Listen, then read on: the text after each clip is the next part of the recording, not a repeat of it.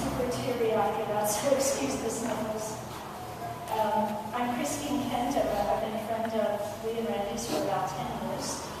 Over the past 10 years, I've had the good fortune of being a frequent guest for dinner at a place that was more delicious than the French Laundry, more awe-inspiring than Chez Panisse, and filled with more warmth and friendship than just about any place on the planet that I would do. This little slice of food heaven is Randy and Lee's house, at a beautiful dining table on a steep San Francisco hill, with a view over the gorgeous city that Randy loves so much. Let me just read to you the menu for the most recent dinner extravaganza that Randy and Lee created, and a few of us here were lucky to be on the guest list. This was to commemorate May Day this past May 1st. Right? Get ready because it's pretty mouth-watering, and keep in mind this was one 12-course dinner.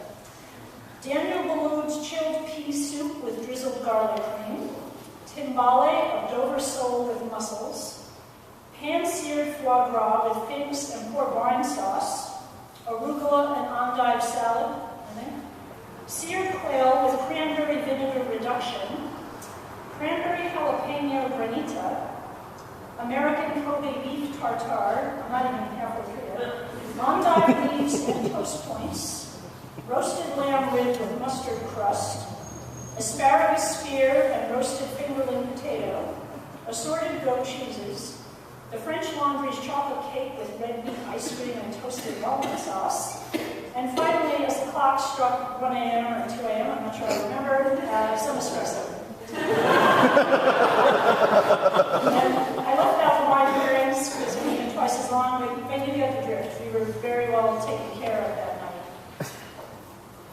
I didn't read all of that to make you hungry, although I probably did, but to try to give you some idea of the passion that Randy brought, not only to all the healthcare battles and civil rights battles that he was working on, but to the combination of friends, food, wine, and family, and great conversation that he loved so much. Randy, with Lee as his partner in the kitchen as well as in life, found great joy, I think, in the meticulous planning of these perfectly thought-out dinners.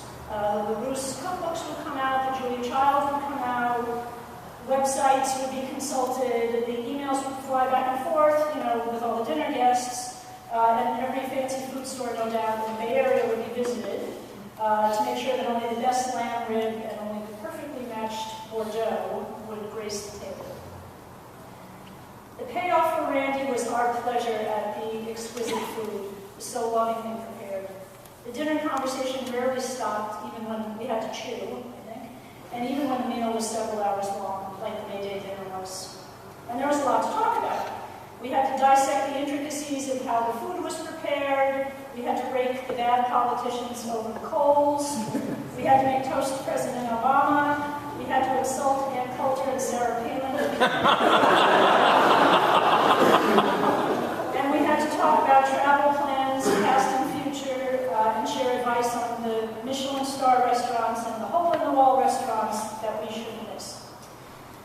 Randy did not do this to score points. He did not play host and chef, just to show off.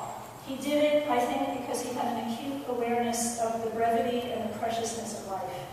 And he knew that little else matters in the end, besides surrounding yourself with the people you love and filling them with joy, as well as very, very fine company. That dining table in the little house on the big hill in the Castro is where Randy gave us this priceless gift. I am humbled to receive it. And Lee, I just wanted to say to you, and I'm not saying this because I'm on a home-cooked meal, but I know that we're going to keep doing